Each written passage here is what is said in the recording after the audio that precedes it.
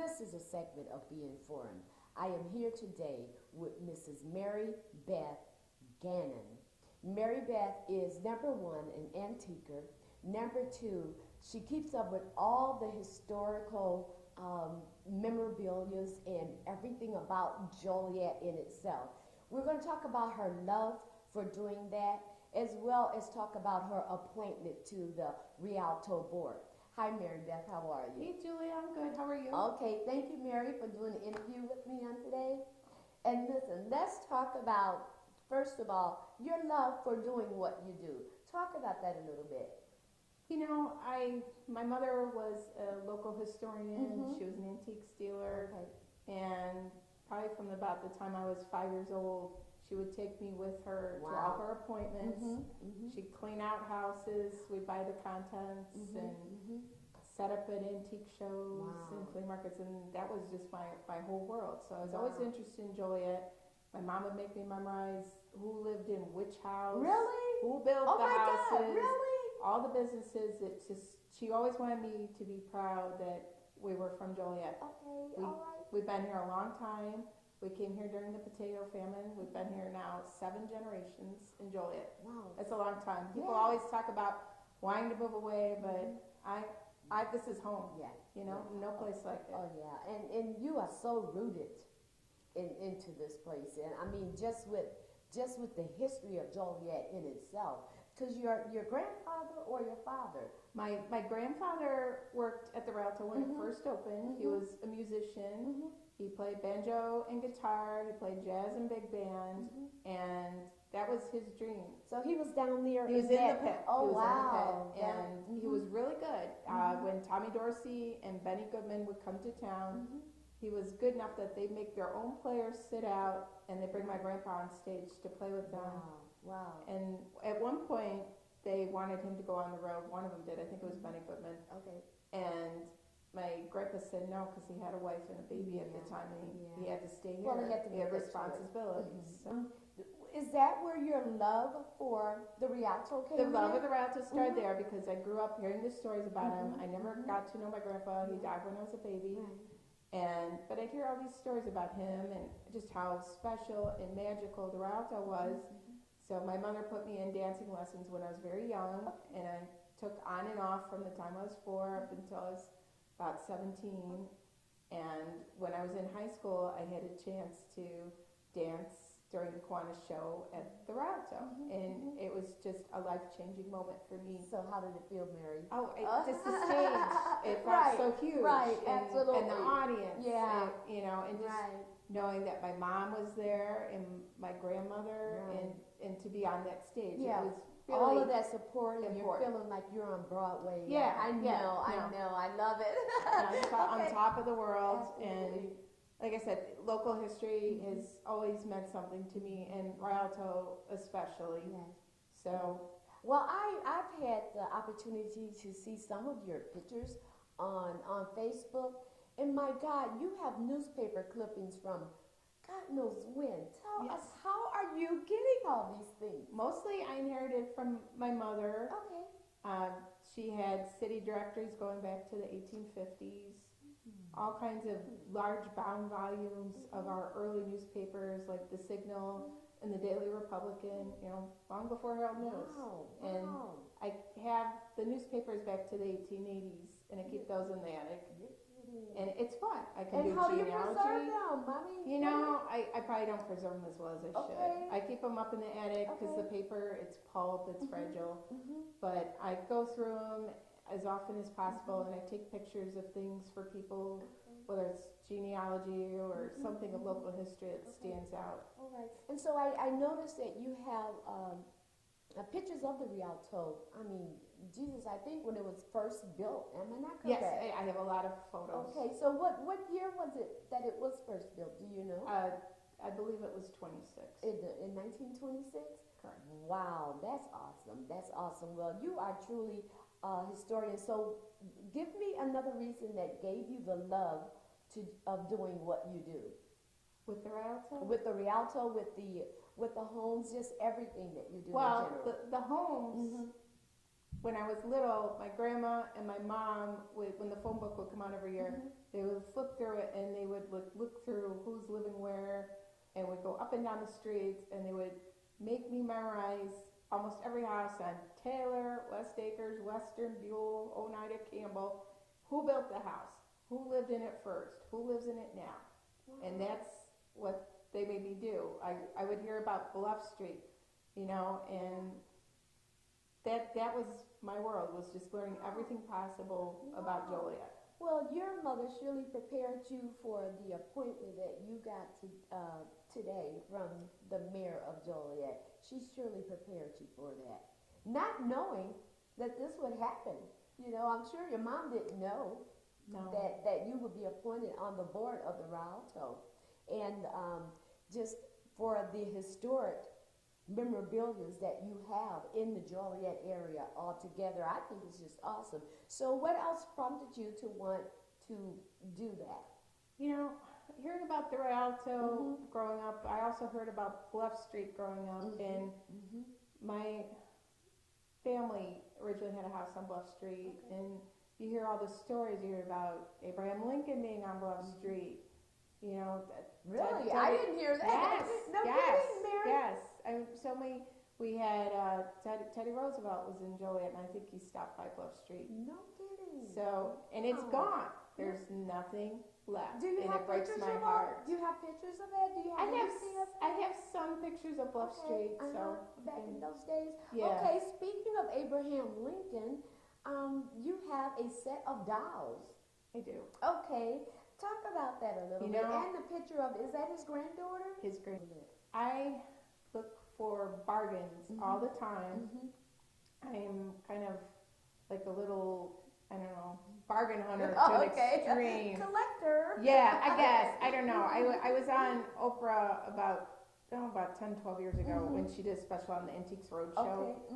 And they did a segment on little kids who antique. And they did it on me, and they're like, back in the day, this is what Mary Beth was doing. Right, okay. So that was always my thing. So I'm looking in obscure places to find things all the time. And I got wind of an auction, and it was poorly advertised. And it was the artifacts of the last living descendant of Abraham Lincoln. It was his great-grandson. He'd been dead for about 30 years, but his widow had just passed. So all this stuff went up for auction, including Abraham Lincoln's granddaughter's childhood dolls and some Lincoln photographs. And I begged my husband, I'm like, can this be like Christmas for like several years? And they went cheaper than I thought. So I got her childhood dolls. I got 2 photographs of Jesse Lincoln Beckwith. And a few years ago, I lent the dolls and the photos to the Joliet Historical Museum for a Christmas display. Wow, that was awesome. That was awesome. And speaking of dolls, you have an array of collection of dolls. The Shirley Temple dolls, you have a big one, a small one. Talk about that. I like dolls mostly made between 1800 up to 1950s, and I know that kind of spooks some people, but I enjoy them. I enjoy them. They're awesome. That's just like a lifelong passion for me. I have a Shirley Temple doll, the largest size they made in the original box, and it was made in the 1930s, and I bought it from the original owner. Never allowed to play with it, so she's pristine. And I bought her after I gave birth to my first child. I said, I earned this doll. Okay, right. And that's how I justify it. You worked hard for that child. I did.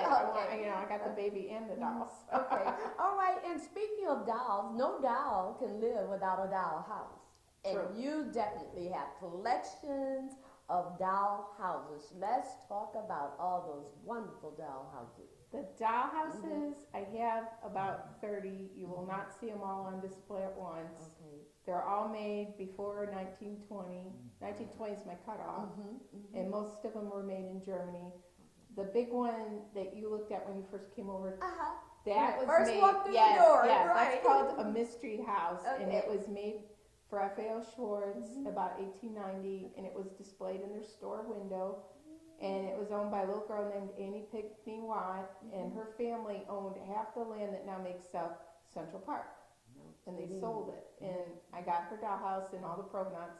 It's empty now because my toddler gets into it all the time. So. Well, yeah. Of it course looks like it's a fun. doll, It right. looks like fun. So how did you obtain that doll? That I bought at auction. Mostly I wait for museums to deaccession, and I save my money, and then I'll buy like one or two really great things a year. All right. So, with all of this collection, and Mary Beth, you have tons of just wonderful stuff. Would you ever open up a museum of your own? well, that would be a goal eventually. I really would like to see the city of Joliet have a children's museum. Absolutely. I think it would draw people, families, most importantly, to the downtown. I think if you had that where you had an interactive children's museum, maybe on one floor where children can touch things, they can learn things, and maybe in another section have some antique toys and dolls so they can see things of past and how toys have evolved. And I went to the Strong Museum in Rochester, New York, and that's probably the finest children's museum anywhere. And I wish we had something like that here. So I'm currently trying to research grant funding. I don't know a whole lot about it, but I've been studying, and I'm hoping maybe I could come up with some suggestions and pass them on to somebody. Absolutely. Well, if there's any one of you out there that knows where Mary Beth can possibly get some funding for a grant for a children's museum right here in the city of Joliet, which is really needed. We do need that. So is there any way that they can contact you? If they have ideas and they want to reach out to you and let you know about their ideas, can they contact you? Absolutely. Could you please tell them that?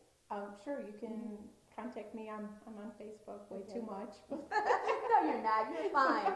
I just would really like to see it happen for Joliet. The closest children's museum is Naperville, and even though Naperville isn't that far in terms of miles, it takes forever to drive there. Actually, it does. You know? And we just, I would love to see our downtown come back, and that's one sure way of doing it is by having something that's family friendly. Well, and it's also educational because now you have both the colleges downtown, you know, and that's just another educational component that will be just awesome for downtown and to bring, you know, the life that we're trying to create in the downtown atmosphere and area again. So I think that would be awesome. So just remember, guys, if you know of anyone or that's interested in helping Mary Beth get a grant, or you have some ideas, please contact Mary Beth on Facebook. She's on Facebook.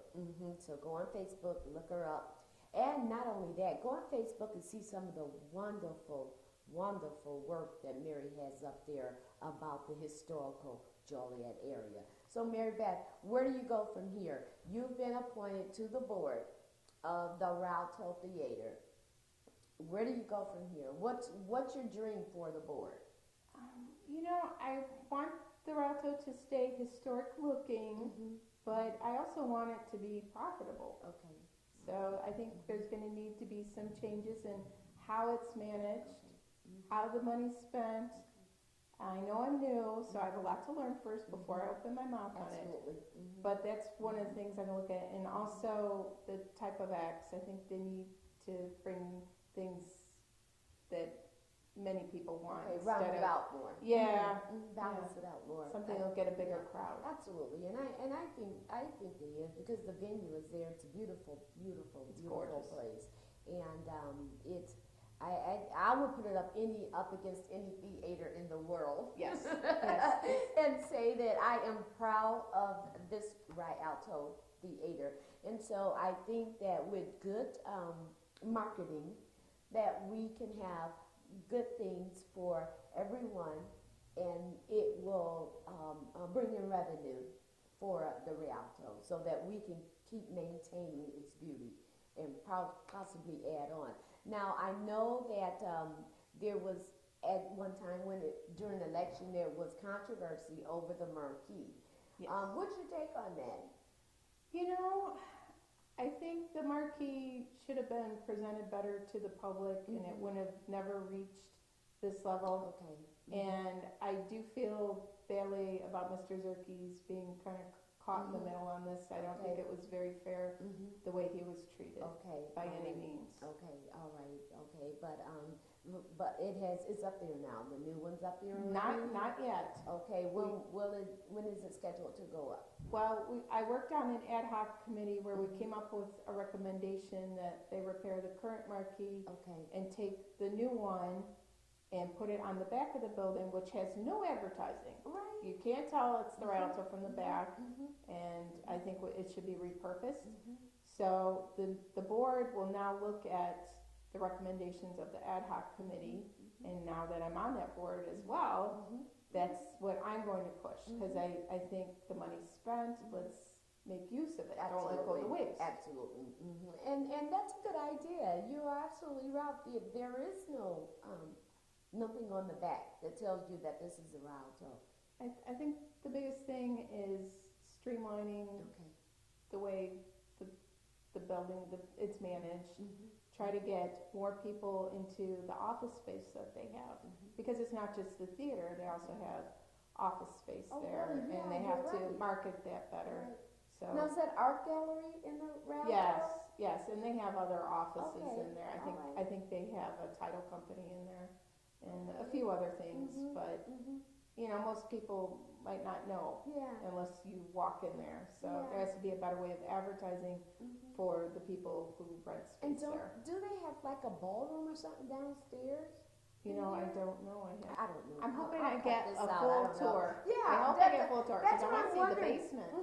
Because I found some old advertising that showed they used to have golf in the basement You're of kidding. their Alto. You're kidding. Golf? Golf. It's big enough that, wow. And I heard the basement really is very interesting. I'm looking forward to seeing that part of the building.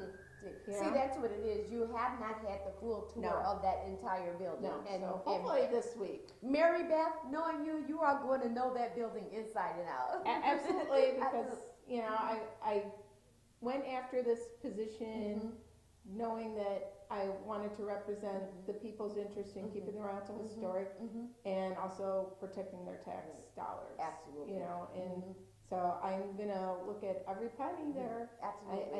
And if it irritates people, so be it. Well, I'll be nice about it. Everyone's not going to always be happy with what you do, but someone will appreciate what you do. You can't please everyone, because you're doing it because of the love of it, because you do not get paid for this. No, nothing.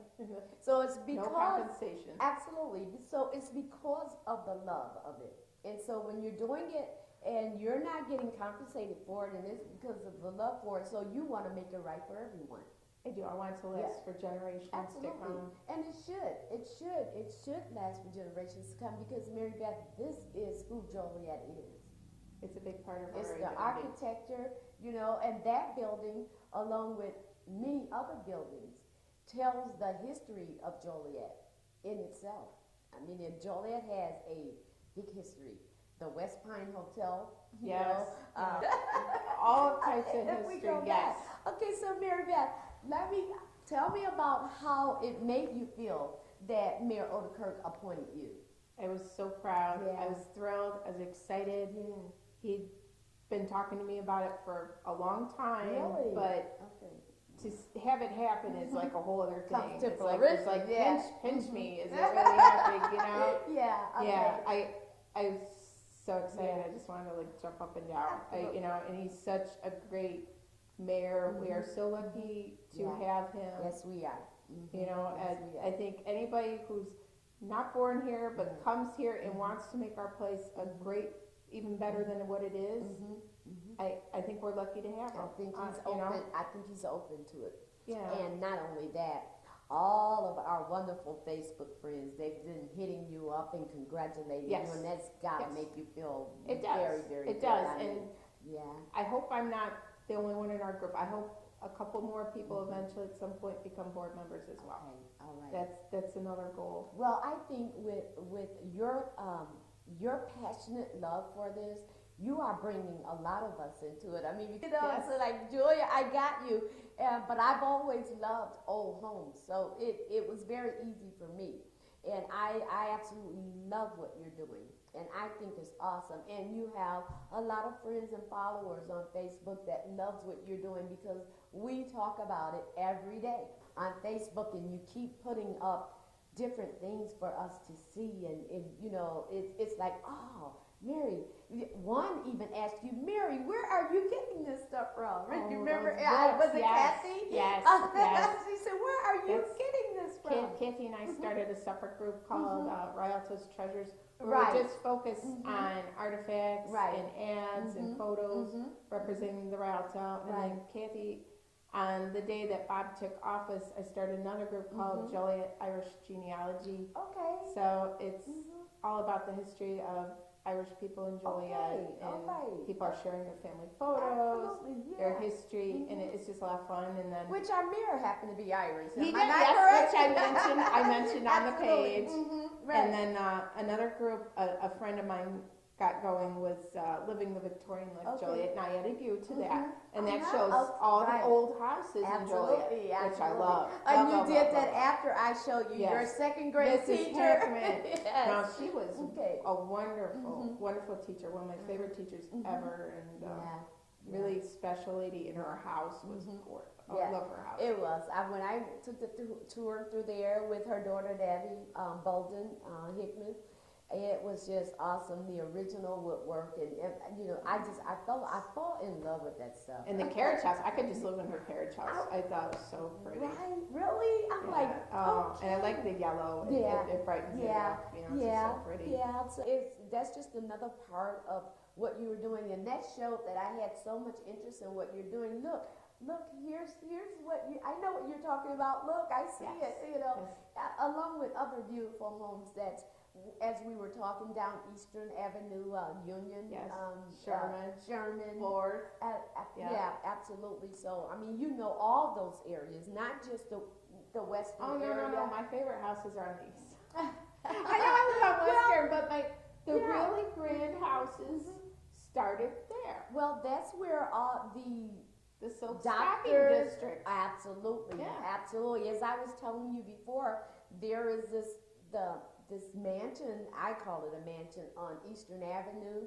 All those houses are rich. That a friend of mine, parents had, and it is just awesome. I was telling you that the fireplace opens up, and there is a secret compartment behind the fireplace, and the fireplace actually works. Now, how that happens, don't ask me. I'd love to see that house. I know, and it had its original, where you tie the horse up, and it had the original street light there, and it had the concrete platform that raised up, so when you're getting off of the horse, you don't have a long drop, and then it's like, Mayor Bob, it's truly an honor, and I appreciate your faith in me, and I promise you and the people of Joliet that I will do my very best to do right by the Rialto, and I'm very interested in preserving all of our history in Joliet and making it an even better place to live. Okay. Well, now let's talk about some of these pieces. You have the old milk bottles. I do. You have maps. You have pieces that's come from Catholic Church that your mom obtained. Talk about those wonderful pieces. Well, the bottles are all from different Joliet dairies. You got Rudiger, Crombie, Weber, Sprague. Tons of the Weber, you know, of course. Those were my mom's. She had a collection of them, and now I have room to display them. I also have photos from Barrett Hardware from long. I remember long that. ago. That's my parents. I love Barrett. I know my parents. You could find anything there, pretty much. Yeah. You know? All I needed was a hammer. Yeah, exactly. Really, really special place. And I had a chance to buy those photos a couple years ago. They were at an auction about 20 years ago when Barrett's had a sale, and my mom got outbid, and the guy that got the photos passed a few years ago, so I went to his auction, and I thought, well, I gotta have these. And they went even more for more money the second time, Oh, wow. And I thought, well, I'm not leaving without these, because my mom really wanted to have these, and I had just lost my mom at the time, and I said, I gotta have those Yeah, photos, absolutely. you know? Mm-hmm. So, yes, I have those. I have the St. Elizabeth statue that came out of St. John's Church. Wow. Well, I'm glad to have it, but I wish they hadn't taken all the statues out when they're remodeled. Yeah. But I enjoy To her. preserve some of My that. mom bought her from a former parishioner when they Okay. were remodeling. Mm-hmm. The large map belonged to Dr. Sterling. I got that at his auction when he moved to Colorado. Yeah. And it used to be in the old courthouse. Mhm. There were two of them. One's at the museum in Lockport, and Mhm. then the other one Dr. Sterling had. Okay. And it's neat. It's Yeah. just a real showpiece. Yeah. You know, it's a real. Well, talk. he's another one that has some He does. really He historical does. pictures Yes. and memories of Yes, Joliet. he Yeah, sure he's does. very good. I've Yeah. watched him on Channel 6 many times, and he has some wonderful stuff. He does. Yeah, okay. I really enjoy looking at his photos Okay. and his books. Okay, and the gas electric lighting. That was my mother's passion, Okay. was collecting antique lighting. That was probably her favorite thing. Mm-hmm. And I think it was 1980, maybe 1981, the old Darcy Mansion on Center Street, Okay. there was an auction there. I think it was turned into a nursing home at some point. And my mom knew that the original light fixture was coming up for sale, and it was gas and electric from about 1900. And it had art glass shades made by a man that used to work for Louis Comfort Tiffany, and the original glass Because it's shades. beautiful. Yeah. It is And beautiful. she went to the moon on it, and she had nowhere to hang it, you know, because her house didn't have the right height for the ceilings. And some of her friends are like, "Oh, cut it down," you know, and I was like, "No, no, no, no." So it sat in her basement for about 30 some years. You're kidding. And then when we bought this house, I'm like, "Oh, now I know where it's gonna go." I know exactly where it's going to go, and Yeah. it's right there in your beautiful Yeah, I love that, and it's just that's what I like about the house now. With having my mom's things, is almost everything in it came from some family in Joliet. Absolutely, absolutely, and everything in it has a history Yes. to it. It has a story in itself behind it. You know, like all the dolls up there, all the doll houses, everything that you have in here has a story, and that's just awesome, Mary Beth. And you're telling the story to the whole city of Joliet and the county of Will, and that's just awesome. I think you're waking a lot of people up to the importance of holding on to history. Yes. I think that's what you're doing. I hope so. That's one of my goals. It is. I mean, you've really drawn me into it. I mean, I'm really now into it after seeing, and especially after coming in here and seeing everything that you have. It's like, okay, I'm going to go out and I want to find some things, you know, and I really do. That has a story. I do. And God bless you, and I wish you well, and I know that grant is going to come for that children's museum, you guys, because we really do need that.